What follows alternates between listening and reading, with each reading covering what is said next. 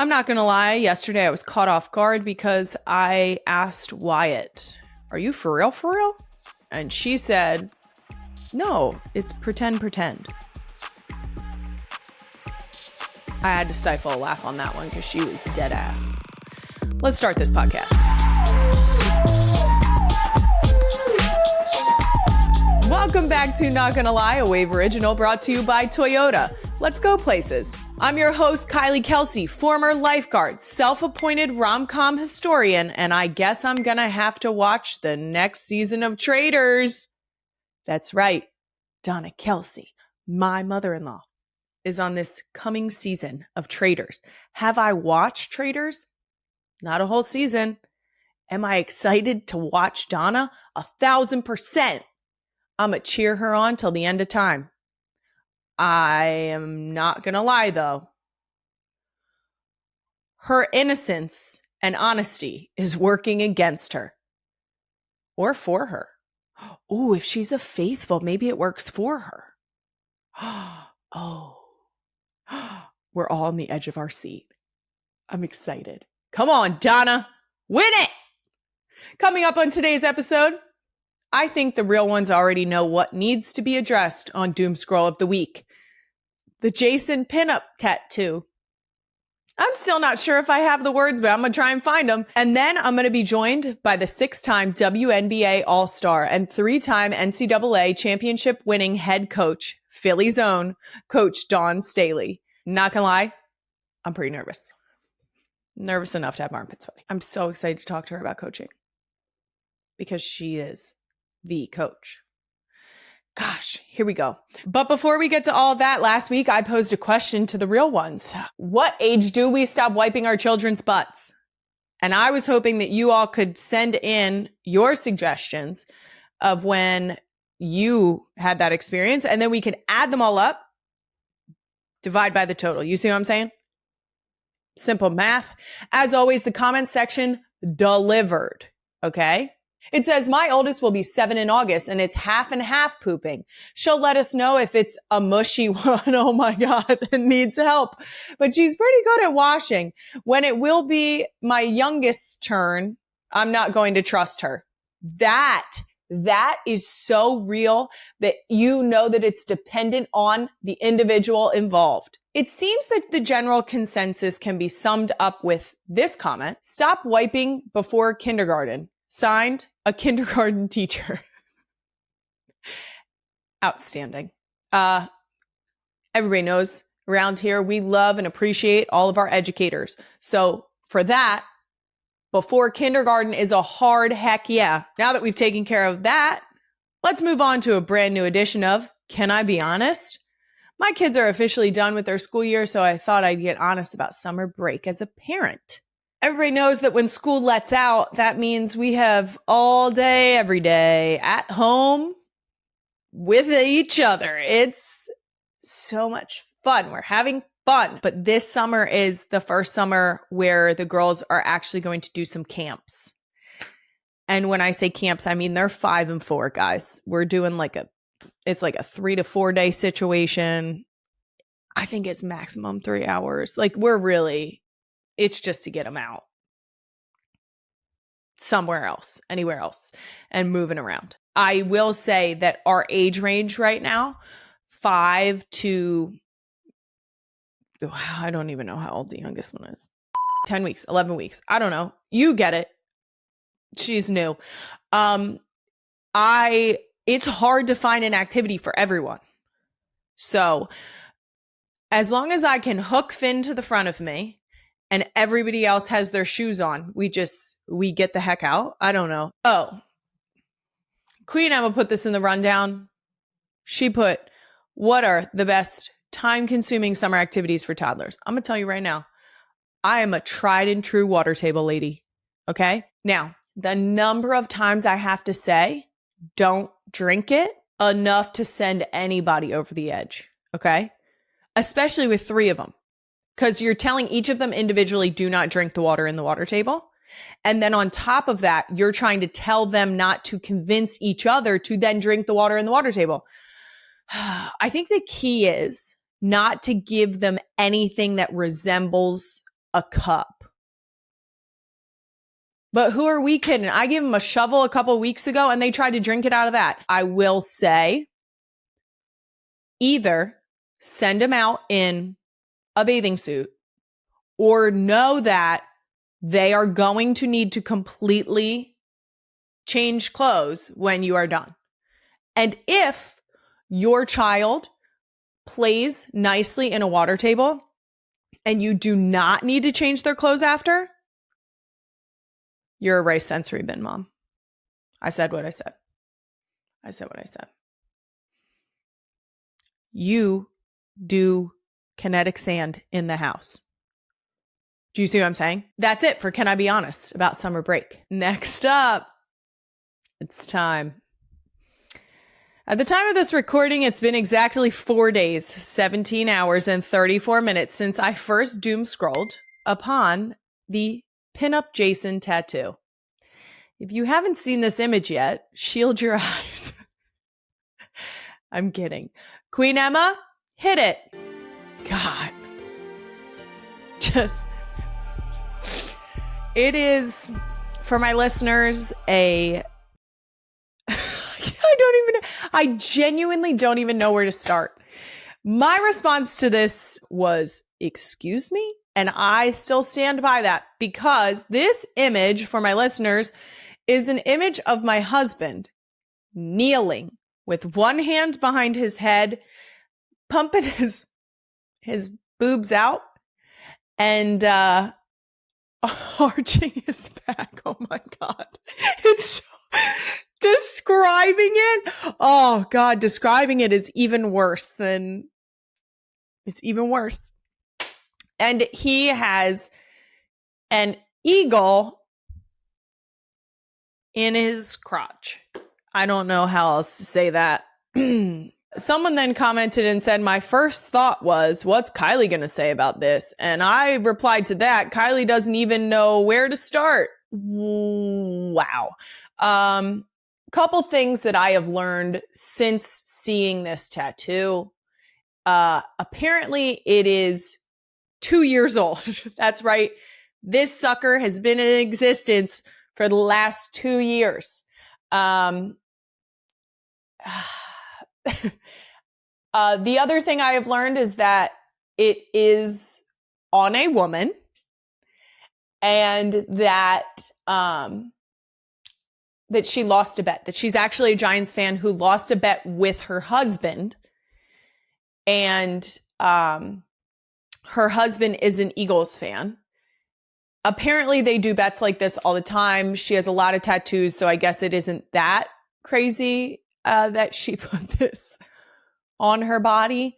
A couple things that I want to address. There's a bunch of people in the comments of this TikTok that are very confused about the eagle crotch, and they think that it's like someone creatively came up with that. If you search the body image issue when the Eagles offensive line was in it, they had Eagles masks. So it doesn't make it better. It doesn't make this doesn't make it better. They had Eagles masks on their crotch. Oh, I will say that if you have not seen this yet, it is oddly spot on. I mean, like very well captured his physique, specifically the gray spot, like the silver fox on the side of his head. I genuinely, this is one of those situations where when I had no context, my thought was no notes. No notes. You nailed that. To the tattoo artist, way to go. The creativity on this one, you nailed it. This TikTok specifically has reminded me, it might be a good time to bring back one of our favorite segments around here. That's right. It's Fuck Around and Find Out. I think that people are posting what they would think is a thirst trap of my husband. We got some people in these comments. They are fucking around. They're fucking around because they're saying things like how fine my husband is, or that like they would like a piece, or they're doing the little drool emoji, I'm going to need you to sit down. Put your tongues back in your mouth. And be respectful. That man is a father to my children. And also, agreed. If I were not trying to be a responsible adult, I would also be commenting those things under my husband's thirst traps. Because same. But that's mine. That's mine. So I'm going to need you to get your drool comments out of there. Specifically, you guys could do some like hard eyes. What I will say is that I don't read comments often, but I have seen a fair amount of people. They're falling for the thirst traps, but it's actually not on the market. That man is he mine.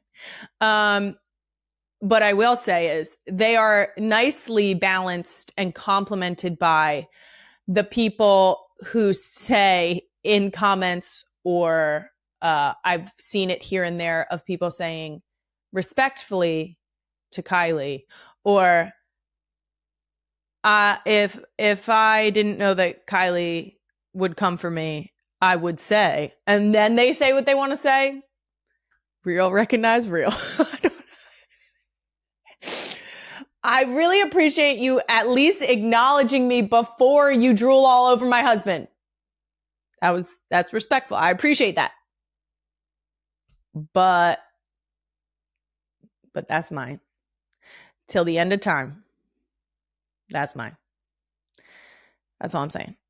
And just a reminder, a gentle reminder, he's not on TikTok, but you know who is? Me. And if I catch you in my doom scroll and you are fucking around, you might find out. You might. That's it for Doom Scroll. Dawn Staley is coming up right after my first ever minivan mini update brought to you by Toyota. As the real ones will remember, earlier this year, I said that minivans were in for 2025. I'm not pleased about it. I haven't been pleased about it since the beginning. And I'm not wavering. I'm wavering a little bit. I'm wavering a little bit because I'm not going to lie. Minivans are so in that now I'm driving one. I'm officially a minivan mom. It happened. You guys sent in a ton of suggestions and I ended up going with the Toyota Sienna. I did do a test drive. Shout out to Teresa. She was incredible, very knowledgeable about the car. She made it an easy decision. I'm coming around to minivan life, but just know it's kicking and screaming, okay? And also enjoying the features, whatever. Well, if you also said that minivans were in this year and are looking for your next car, you can learn more about the Toyota Sienna at toyota.com/Sienna. She's the 6-time WNBA All-Star, 3-time Olympic gold medalist, and 3-time NCAA championship-winning head coach.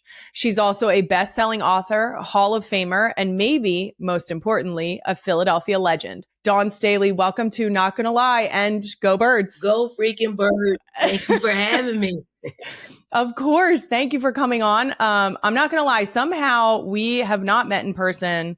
I am a huge fan, but we've nearly met a couple times at this point. There's actually a photo of you and Jason and Travis in a suite at a Phillies game last playoffs.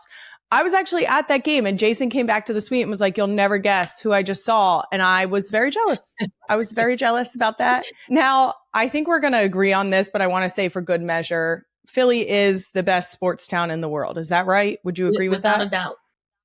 Okay, perfect. I want to make sure we're not leaning towards the South. I know you spend most of your time there now. No. I tell people down here, like I work here. I'm not from here. Like I'm from Philly, and I rock jerseys. Like I rock jackets. Oh, I've seen it. Courtside. Yes. Listen, I love it. And some people, some diehard fans here, they send emails. They post social media messages about my attire. Like I should be wearing the school colors. Yeah, I do wear the school colors, but also when we're going as far as we're going, when we win Super Bowls, you're going to see me in some Eagles gear. Like me, like you were saying, you've been a lifelong Eagles fan. I can admit that I'm a little biased when it comes to having a favorite Eagles player, but do you currently have one? I do. And And who it's an is easy that? one though, because it's QB1, Jalen Hurts.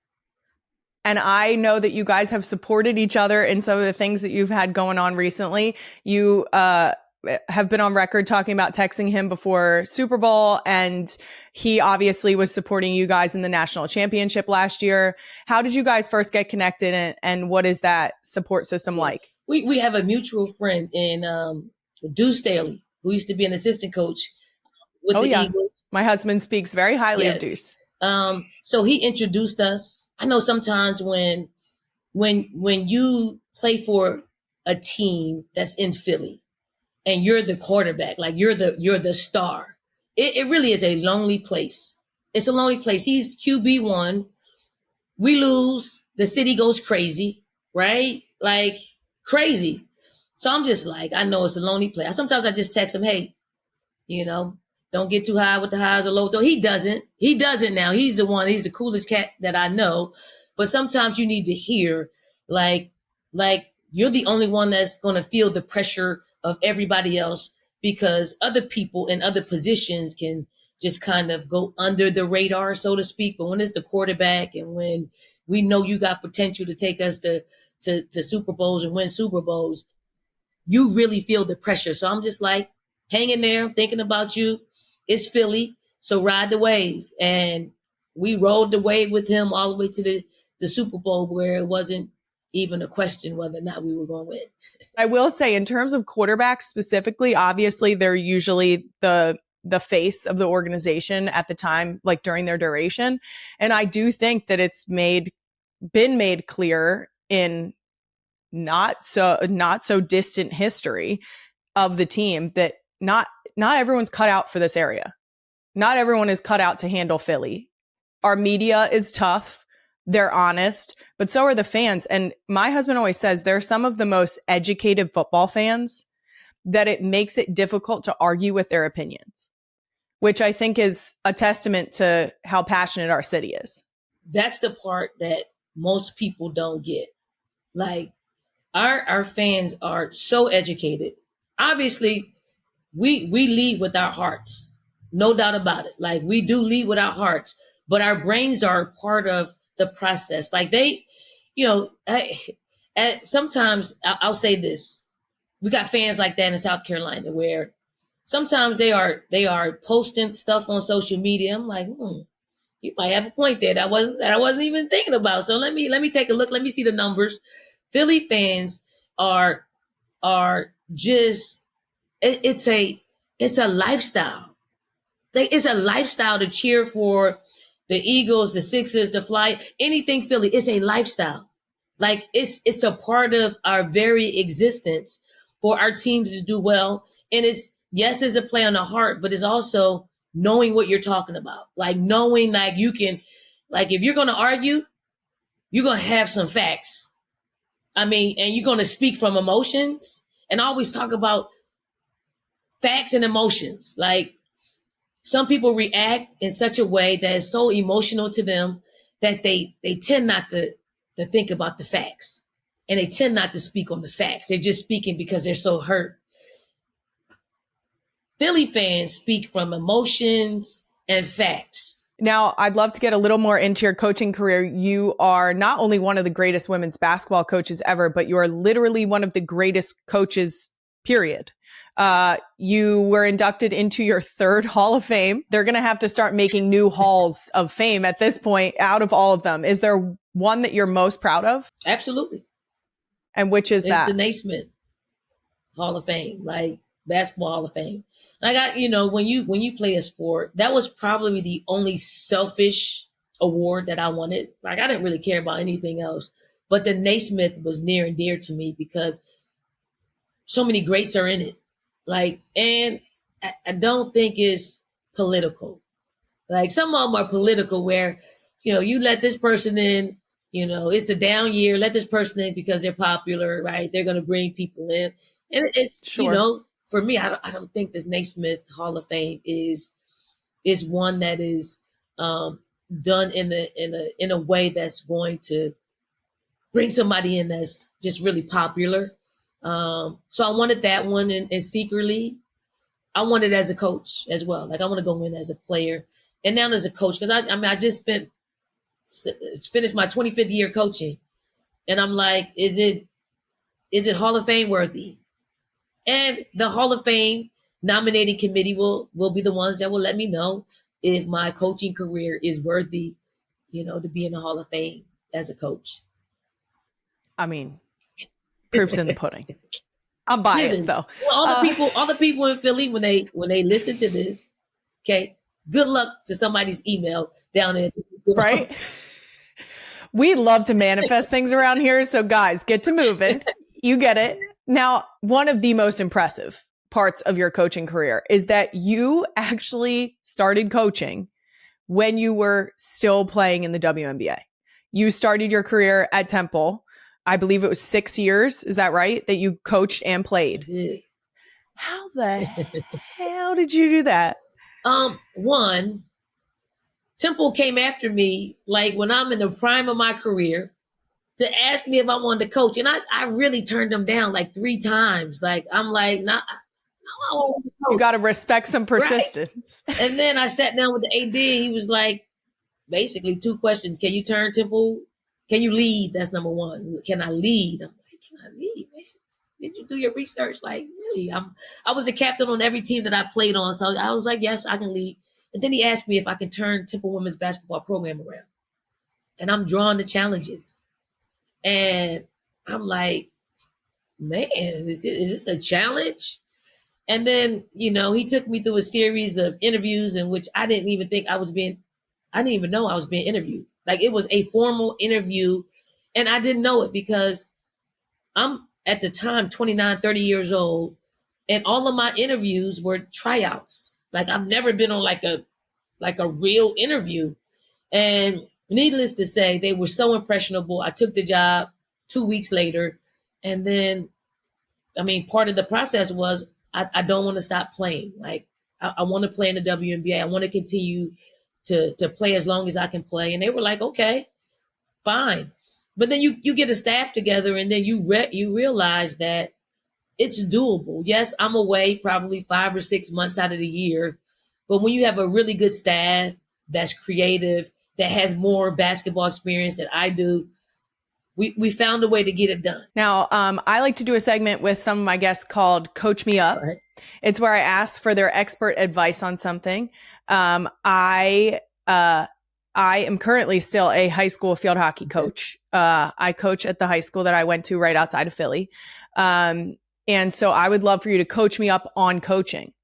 So what is something that I can do at the high school level to bring out the best in my players? This is going to be a weird one, though. I'm telling you, it's the parents. You have to get to the parents. Like the parents are key. Here's why.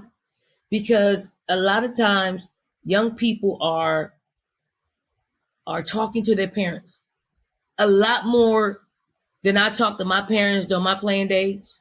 Then probably you talk to your parents during your playing days. You're a little bit younger, so you might have talked to you might not have talked to your parents, or you might, I don't know. But I find that young people talk to their parents so much that the parents are feeding them something. And if it isn't anything that you believe is going to help their child, or you believe that's going to help your team, then it's counterintuitive. Yes. So if you can talk to the parents, and I know it's exhausting, it is, but if you can get them saying the messaging that you want them, that their daughters to have, half the battle, like you've won. You certainly won when you got the parents. I don't know about you at the college level, but I feel like every day I'm learning some type of new Gen Z term. Is there any vocabulary that you've learned over the last few years where you're just like, oh, okay, that must be new? A whole lot. Right? Like Riz. I don't really know what Oh. Riz is. That Riz. Mm-hmm. Like the acronyms. Yes. And the emojis. Like Yes. I don't know. Like, and I got to give you this. Like I'm talking to a parent, right? She's upset because her child didn't play a whole lot. And I'm like, your child did play. She just didn't play well. So I got to put somebody else in that's more productive, right? And it's all through text messaging. So when I said that, she did this to me. Oh. Okay. The thumbs down. Like I'm like, this me. 10, 9, 8, 7. Like I had to count down before I responded. And then I'm like, hey, look, we can agree to disagree agreeably, but we can't be disrespectful. Like, oh yeah. Use your words. We're adults. Mm-hmm. Like, use your words. I may not like it. You may not like it. Like, but let's talk. Let's just talk it out. So it's just things like that sometimes you for text messaging for me, I mean, I could probably figure it out when we're just having a normal conversation, a face to face. It's the text messages, responses that really like that show my age. Like bad. I had a talk with my team a few years ago because I had to explain to them that at the very least they needed to type complete words. Because I was like, we can be informal, right? Like we can have that back and forth, but you can also type a message to me and spell out thanks instead of THX. I was like, that's not coming to me. You can text that to your friends. That's not coming to me. Try again. Cause we're trying to prepare ourselves for potentially college or a professional setting. I know you are not texting your boss. THX. Beautiful. You keep doing that. Really. I mean, it takes a lot of stamina to do it. I know it does, like to correct each and every one of them, but they don't know what they don't know. Like they don't know what's out there. And I'm the same way. Like I really am the same way because, one for us is for them, it's branding. Like they're a brand now. Like how they respond and react and what they post. And those are great things that has helped us. So we're utilizing the NIL space to help them have a better appearance out there, especially social media wise. Now, you've coached against some of the WNBA's current best players when they were at the college level. I would love to bring up Caitlin Clark because you specifically just had a quote where you said she will probably go down as one of the greatest players to ever grace the league. Is Caitlin the best player you've coached against in college, and who's really up there?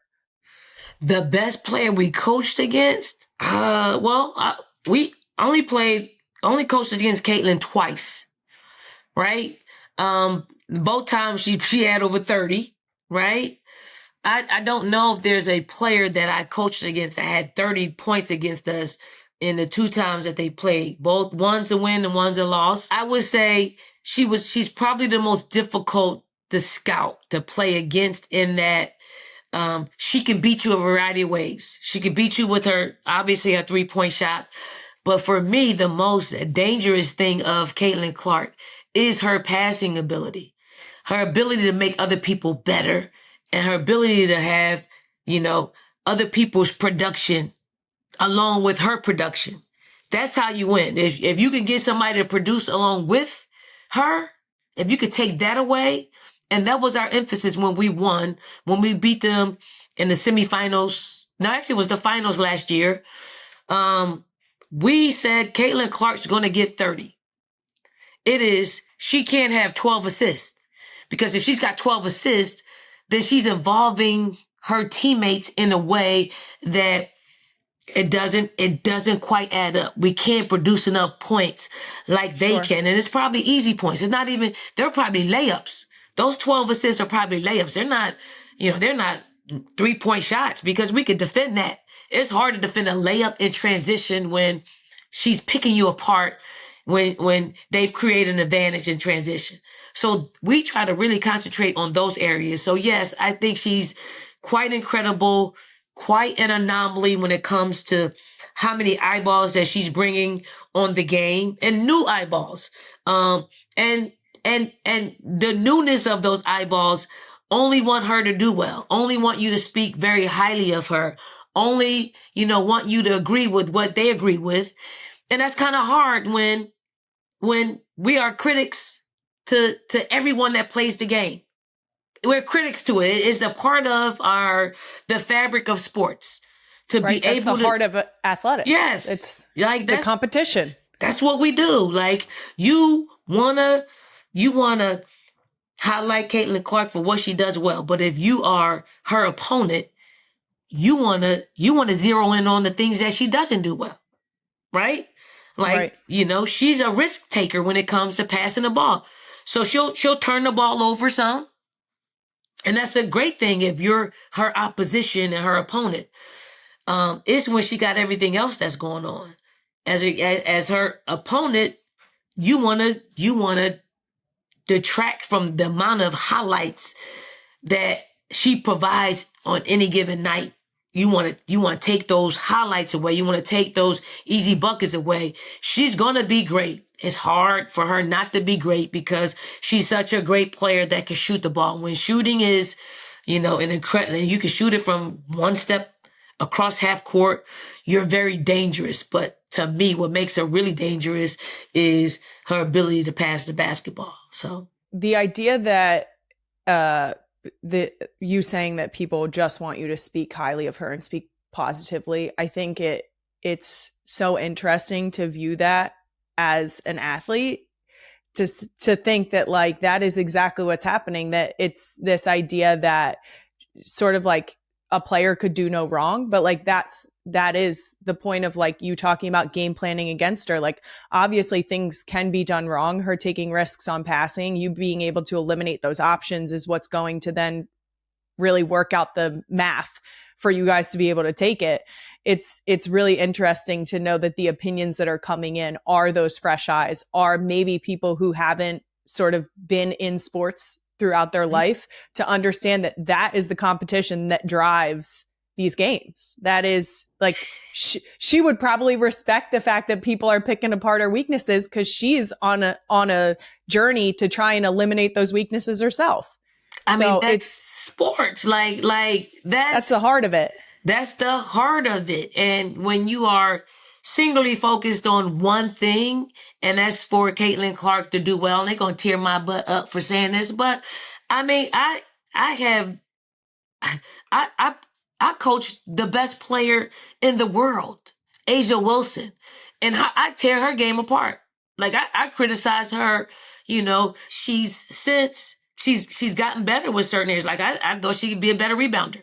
I thought she could be a better defender. Like I know she can score the basketball. I know she can shoot, I know she can shoot the mid-range better than anybody, in the game. That's what she was last year in the WNBA.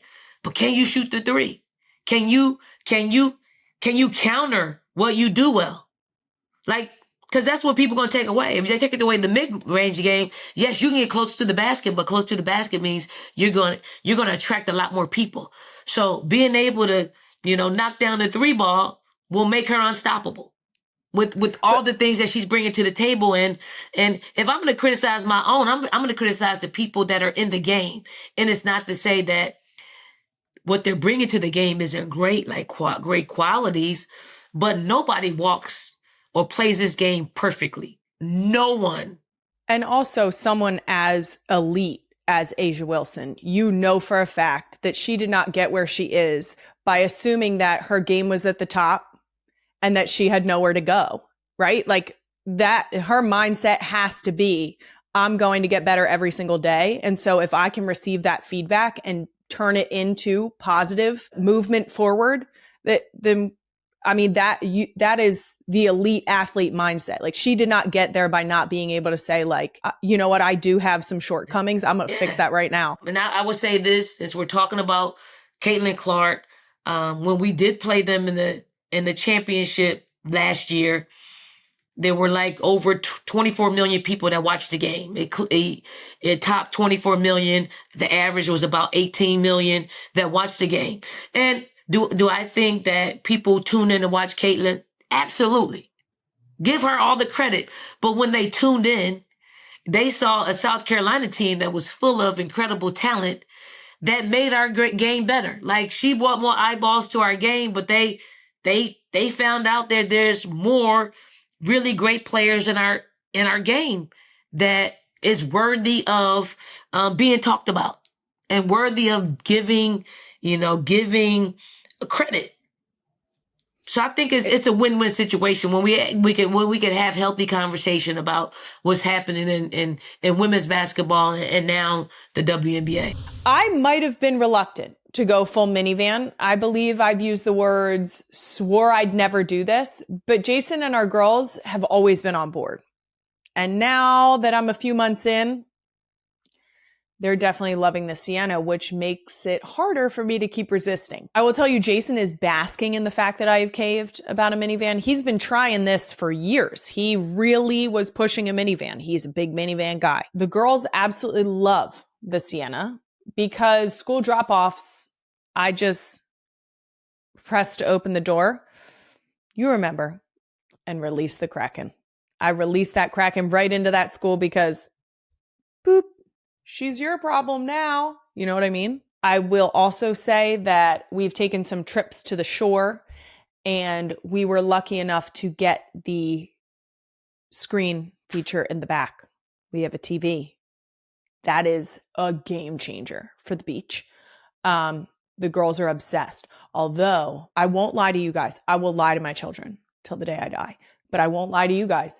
And I did lie and tell my children that the TV only works on long car rides. If you're nervous to go full minivan, listen, I've been there. But hey, maybe check out your local Toyota dealer just for funsies. Just fun. Go take a test drive. Pop on that heated seat. No strings attached, you know? Go see Teresa. You can learn more about the Toyota Sienna at www.toyota.com/Sienna. I'm very excited to talk to you some more about your book. You have a New York Times bestseller, Uncommon Favor, which is now available. We'll put the link in the description. I don't know if you remember this, but a friend of mine, Josie, went to your book signing in New York. And she said that, I said, can you please tell Dawn I'm so excited to talk to her? But she was so excited because we were talking about what an incredible accomplishment it is that you now have a book, ultimately with all of your accolades, all of your accomplishments and your years of wisdom to drop on all of us. What made you decide to write it now? One, I'm getting older and I didn't want to forget the stuff. That's one. Two, I just think the things that have been happening to me in my career, they're really good things. I mean, we won an NCAA national championship in an undefeated fashion. And I'm like, that doesn't happen very often. And then, I mean, so many great things have been happening to our program, to myself, that I felt like it was the right time to do it now. And it's not even to play off the fact that women's basketball is at its highest in demand and highest popularity. It was more of, for me to pay homage to Philly and North Philly, my mother, like in the game of basketball. Like I feel like I'm forever indebted to basketball. And through coaching, I feel like I'm repaying the debt. And it's a little scary. When you put yourself out there, you don't know how you're going to be received, but every single person, like it really makes me a little softer. And, we don't like to be soft in Philly. It really strikes my heart in a way that makes me grateful for giving myself, like opening myself up for the world to see. And it's been received incredibly. Well, it gives people even more depth to be able to invest their love and appreciation for what you've done in your life, what you've done for the city of Philadelphia.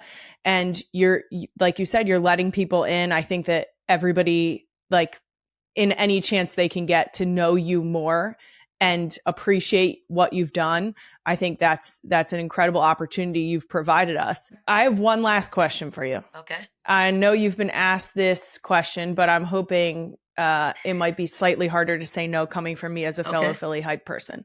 If the WNBA team, if there was a team in Philly, would you ever consider coaching it? No. No. You know why? Because I'd rather be an owner. Okay. I think there's much more in it to ownership. I know a lot of people think that coaching is my best attribute. And I do think I'm a pretty good coach. But when I'm an owner, I could probably touch more people. Let's do it. I'll invest. Yes, that's what I'm saying. I do think that Philly is a great market for it. As passionate as we are and as much momentum as women's sports has right now, guys, yes. Come on. It's easy. I will say this, and I've said this. We do have to get the Sixers going. Yes. Like, it really helps. Like, we don't have to worry about the Eagles. We can help each other, yes, right? We got to propel each other forward. Yes. Yeah. So that, like the professional teams, are the cornerstones of our city. Like, they are. Like, the Eagles you got it going on. The Flyers, the Phillies, like, we got it going on. The Sixers have got to get it going on. And I do think it will be more welcomed. Right now, there's not. Right now, there's not. But timing is key. Like, it really is. When the time is right, it will be around for a long time. If it's forced on Philadelphians, you give us room. Land. Yeah, you give us room to criticize it. If it doesn't start off right, you give Philly room to, boo Santa Claus, like, right? Yeah. Oh yeah. Snowballs. Yes. For sure. Absolutely. I cannot thank you enough for joining me today for this conversation. It is so refreshing to hear all of your thoughts and knowledge about coaching and being an athlete and how much sports has done for you. And just, like I said, the impressive resume that you have put together it's for a reason. You are so incredible at everything that you do. And I really appreciate you sharing that knowledge with me today.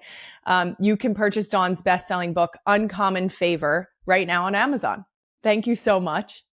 Thank you so much. I so look forward to us having this conversation. So I appreciate you and all that you do. Thank you for loving up on Philly. Always. Can't stop me. And that's a wrap on another episode of Not Gonna Lie. You can find even more clips from my longer conversation with Dawn Staley on my YouTube channel on More Shit Monday. I'll be back next Thursday with a brand new episode, and we've got something very special planned. You might just see me in a brand new location. A summery spot, you could say. God, I love that dance floor. We will be holding a yoga class on the beach. Doesn't that sound lovely? At 8 a.m. the morning of the guest bartending event at the OD. And I would love to see some real ones there.